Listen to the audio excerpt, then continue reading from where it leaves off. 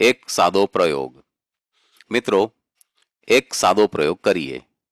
રબરનો એક હવા શોષક બૂચ લો. કાચની લીસી સપાટી પર સહેજ દબાવીને તેને ચોંટાડો. હવે તેને ઉખાડવા પ્રયત્ન કરો. શું થાય છે? બૂચ કેમ સરળતાથી ઉખડતો નથી? અહીં બૂચ ને કાચની સપાટી વચ્ચે હવા રહેતી નથી, જ્યારે તેના પર ચારે બાજુથી દબાણ થાય છે. આમ હવાના દબાણનો આપણને અનુભવ થાય છે. વાતાવરણ. મિત્રો, આપણે ચારે તરફથી હવાથી ઘેરાયેલા છીએ. પૃથ્વી સપાટીથી આશરે 800 કિલોમીટર સુધી વિસ્તરેલા હવાના આવરણને વાતાવરણ કહે છે. મિત્રો, હવા એક વાયુરૂપ પદાર્થ છે, તેથી તેને પણ દળ હોય છે. આપણા શરીરના 1 ચોરસ સેન્ટીમીટર ભાગ ઉપર 9.8 ન્યૂટન જેટલું હવાનું વજન લાગે છે. તમને સવાલ થશે કે જો શરીર પર પણ આટલું બધું દબાણ લાગે છે, છતાં આપણે કચડાઈ કેમ જતા નથી? તેનું કારણ છે કે આપણા શરીરમાં પણ હવા છે.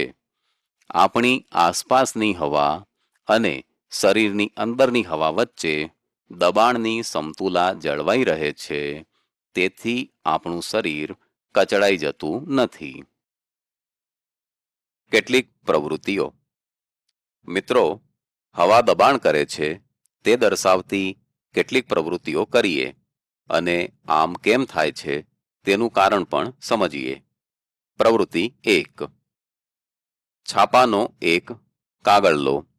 તેની 4 ગડી વાળો. આ ગડીને ટેબલ પર ઊભી રહે તે રીતે ગોઠવો. છાપાના કાગળ અને ટેબલની સપાટી વચ્ચે માપપટ્ટી એવી રીતે મૂકો કે જેથી માપપટ્ટીનો ચોથો ભાગ ટેબલની બહાર રહે. હવે આકૃતિમાં દર્શાવ્યા મુજબ માપપટ્ટી પર હાથ મારો. પટ્ટીનું શું થાય છે? પટ્ટી શા માટે ખસે છે? હવે છાપાની ગડી ખોલી નાખો ને આ પ્રયોગ ફરીથી કરો. આ વખતે કાગળ ઉડે છે. કેમ? ગડી વખતે કાગળનું કદ ઓછું હોય છે, જેથી તે ઉડતો નથી. કાગળને ખોલીને મૂકતા ક્ષેત્રફળ વધે છે, તેથી તે ઉડે છે. પ્રવૃત્તિ 2.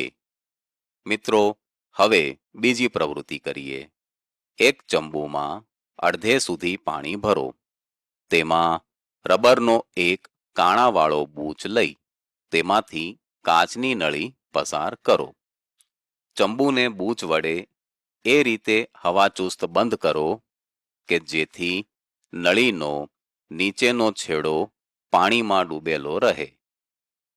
હવે આ નળીમાંથી પાણીને ખેંચ્યા વગર બહાર કાઢવું છે. નીકળશે? તમે કહેશો કે ના, કારણ હવાના દબાણ વગર પાણી બહાર ન નીકળે. તે સમજવા ત્રીજી પ્રવૃત્તિ કરીશું. પ્રવૃત્તિ 3. મિત્રો, એક ચંબુ લો.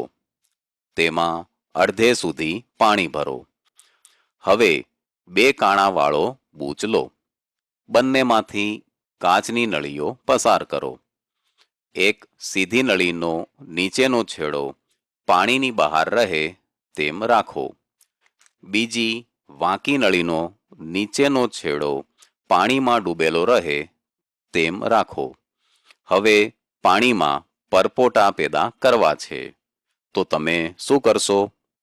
એ માટે તમારે વાંકી નળી દ્વારા હવા ફૂંકવી પડશે, જેથી પાણીમાં પરપોટા રચાશે. હવે જો બીજી નળી દ્વારા પાણી બહાર કાઢવું હોય તો પહેલા સીધી નળી દ્વારા ફૂંક મારો. વાંકી નળી દ્વારા પાણી બહાર આવશે, કારણ કે ફૂંકેલી હવા ચંબુમાંના પાણી પર દબાણ કરે છે. તેથી પાણી ખુલ્લી નળી દ્વારા ઉપર ચડી બહાર આવે છે. પ્રવૃત્તિ 4. મિત્રો, એક ગ્લાસ લો, તેમાં શરબત ભરો. એક સ્ટ્રો લઈ શરબતમાં મૂકો. સ્ટ્રો વડે હવા ખેંચો. શું થાય છે? શરબત મોંમાં આવે છે. કેમ, ખરું ને? અહીં પણ હવા દબાણ કરે છે તેનો સિદ્ધાંત કાર્ય કરે છે. બહારની હવાનું શરબત પર દબાણ યથાવત રહે છે, પરંતુ સ્ટ્રોમાં શૂન્યાવકાશ સર્જાતા શરબત તે જગ્યાએ આવે છે. આમ આપણે આનંદથી શરબત પી શકીએ છીએ. પ્રવૃત્તિ 5. હવે શરબત પીવાનું અટકાવી સ્ટ્રોની મધ્યમાં કાણું પાડો. હવે શરબત પીવા કોશિશ કરો. શું થાય છે? હવે શરબત ઊંચે ચડતું નથી, કારણ કે કાણા દ્વારા બહારની હવા અંદર આવે છે. તેથી નળીમાં શૂન્યાવકાશ સર્જાતો નથી અને શરબતને ઉપર ચડવાની તક મળતી નથી. પ્રવૃત્તિ 6. હવે આ પ્રવૃત્તિ કરીએ. એક સાંકડા મોઢાવાળી કાચની બોટલ લો. તેને સમક્ષિતિજ રાખો. ચોકનો એક ટુકડો લો. હવે દૂરથી ફૂંક મારી ટુકડાને બોટલમાં નાખવાની કોશિશ કરો. શું થાય છે? ચોકનો ટુકડો શા માટે બહાર નીકળી જાય છે? કારણ કે ફૂંક મારતા બોટલમાંની હવા ચોક પર બહારની તરફ દબાણ કરે છે. તેથી ચોકનો ટુકડો બહારની તરફ ધકેલાય છે. પ્રવૃત્તિ 7. હવે આ પ્રવૃત્તિ જુઓ. એક પ્લાસ્ટિકની બોટલ લો. તેમાં થોડું ગરમ પાણી રેડી બોટલ બંધ કરી દો. બૂચ હવા ચુસ્ત રહેવો જોઈએ. તેના પર ઠંડુ પાણી રેડો. બોટલનો આકાર કેમ બદલાય છે? બહાર ઠંડુ પાણી રેડતા અંદરનું પાણી અને વરાળ ઠરે છે. તેથી બોટલમાં શૂન્યાવકાશ જેવી સ્થિતિ પેદા થાય છે ને બોટલ પર બહારની હવાનું દબાણ વધી જાય છે. તેથી બોટલ કચડાઈ જાય છે. પ્રવૃત્તિ 8. એક ફુગ્ગો લો. તેમાં ફૂંક વડે હવા ભરો. ફુગ્ગાનું કદ ધીરે ધીરે વધે છે. માપની હવા ભરી ફુગ્ગાનું મોં બંધ કરો. ફુગ્ગાનું કદ જળવાઈ રહે છે. ફુગ્ગામાં દબાણપૂર્વક ભરવામાં આવેલી હવાના અણુઓ ફુગ્ગાની અંદરની દિવાલ સાથે ટકરાતા રહીને દબાણ આપે છે. તેથી ફુગ્ગો ફૂલેલો રહે છે. હવે વધારે હવા ભરો. શું થાય છે? ફુગ્ગો કેમ ફૂટી જાય છે? કારણ કે અંદરની હવાનું દબાણ વધી જતા રબર ફાટી જતા ફુગ્ગો ફૂટી જાય છે. પ્રવૃત્તિ 9. આ પ્રવૃત્તિ તમને હવાના દબાણનો સીધો અનુભવ કરાવશે. ઇન્જેક્શન માટે ઉપયોગમાં લેવાતી સોય વગરની સિરિંજ લો. તેના આગળના ભાગને આંગળી વડે બંધ કરો. હવે સિરિંજના દટ્ટાને દબાવો અને છોડી દો. શું થાય છે? દટ્ટો પાછો પડે છે. કેમ?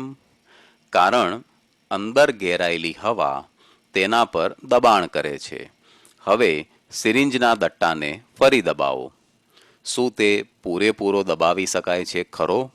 ના, કારણ અંદર રહેલી હવા બહારની તરફ દબાણ કરે છે. પ્રવૃત્તિ 10. આ આકૃતિ જુઓ. તે પાણીની ડંકી અથવા હેન્ડપંપની આકૃતિ છે. તે જમીનમાંથી પાણી ઉપર બહાર કાઢવા માટે ઉપયોગી છે. તેમાં પણ હવાના દબાણનો સિદ્ધાંત કામ કરે છે. નળાકારમાં હેન્ડલના છેડે વાલ્વ હોય છે, જે ઉપરની તરફ જ ખુલે છે. તેથી નીચે નળાકારમાં હવાનું પ્રમાણ ઘટે છે, જેથી નીચેથી પાણી ઉપર આવે છે અને ચકલી મારફતે બહાર આવે છે.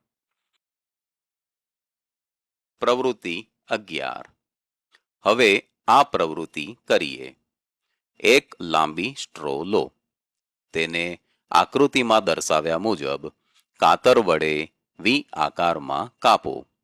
હવે એક વાટકીમાં પાણી ભરો. સ્ટ્રોના નાના છેડાને પાણીમાં રાખો. બીજો છેડો મોંમાં રાખો. હવે ફૂંક મારો. શું થાય છે? સ્ટ્રોના તૂટેલા ભાગ પાસે ફુવારો ઉડતો જોવા મળે છે.